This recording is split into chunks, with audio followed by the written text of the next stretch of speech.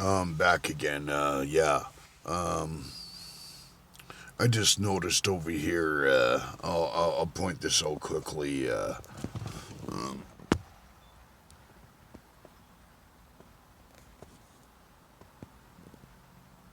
yeah, that's my front yard, and so over the last 6 months of living in this, having this as my front yard, I've come to really enjoy um, bird watching on a new level, in the sense of I've always loved birds, always loved them. Oh, they're just so graceful and beautiful. Their feathers, and they're so different, than us. And yeah, they're just so beautiful and pretty. But they got lots of disease and mites. So nature's pretty to look at, but you don't want to hug them too quickly without giving them a good little cleaning first, if you follow me, as Sam Wise would say. If you follow me. Anyways, where was I? I have no idea. I chased this rabbit too far, for a few moments. But yes, I guess the point is, yeah, and I'm just excited, to and thrilled to no end at this moment, in the possibilities of what Christ is going to do in my life, but as well as yours, you know, and if you allow Jesus to, if you trust Him, just learn to trust. You know, Jesus said, unless you become childlike in trust, you won't enter the kingdom of heaven. There's a difference between childlike and childishness, but Jesus is telling us to trust, and that's difficult to do when our whole life has been brought up in Egypt, and if you're Christian, you'll know what that means right away.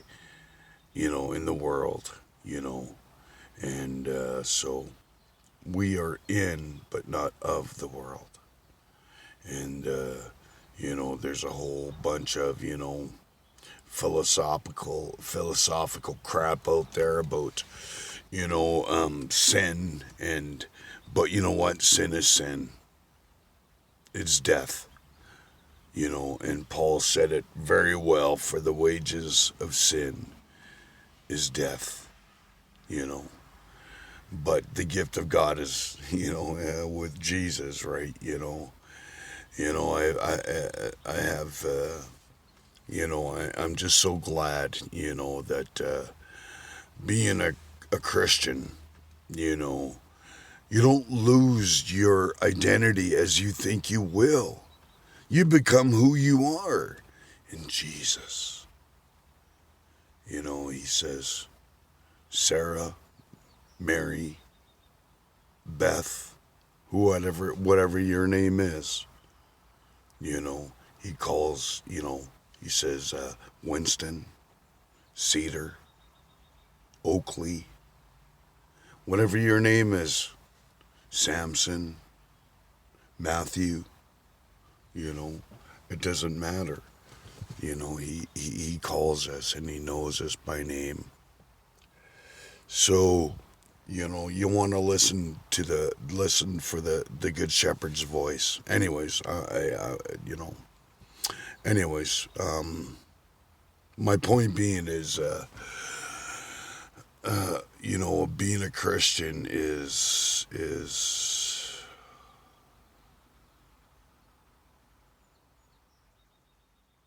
love.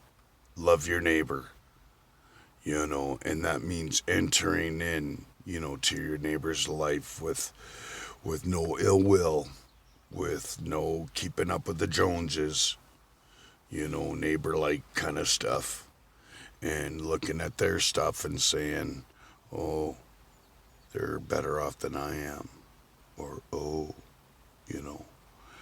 See, those are the silly things we get caught up in appearances and success and what we deem as success, you know. But we got to start off right, people. We got to start off with the cross. And the cross tells us we're all equal. We're all equal. It doesn't matter. So start the math off right away. There's no inferiority complex. Either you're too dirty to get clean, or you're too proud to get dirty. You know what I mean?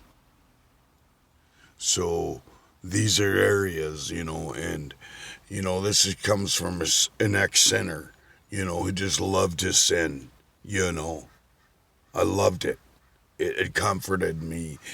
It gave me pleasure, but it didn't last. It's just death, None of it lasts. Drinking, sex, you name it. I'm still, this is my, other vice. This and coffee, cigarettes and coffee, But I'm ready, to crucify that, And it's been a long time coming, And anyways, we're not perfect disciples. The only time we're going to be perfect is in heaven. Let's get that straight right now, people. You are loved right now, but you're loved so much that God is going to change you. And you can stand before this holy God. And He's not going to destroy you because He loves you. And He's provided that way through Christ, the blood of Christ, to take away your sin. And that's why He hung on that tree and He died. A real death.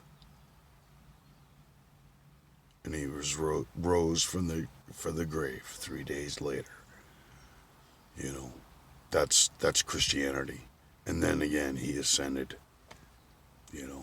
There's a whole bunch of stuff that went on there, man. And this is what it means to be a Christian, folks. There's no smoke and mirrors here.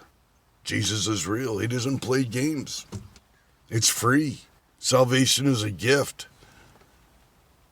Salvation is a gift. It's free. Doesn't cost you a penny. But it costs you. Costs you your life.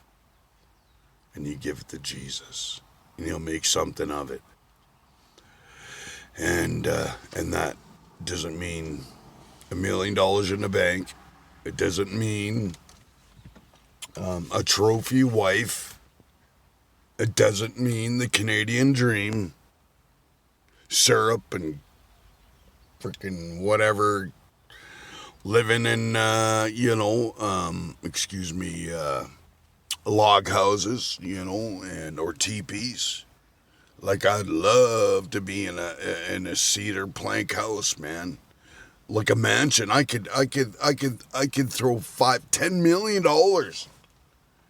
into a beautiful home for me. Oh yeah, and enjoy it. But anyways,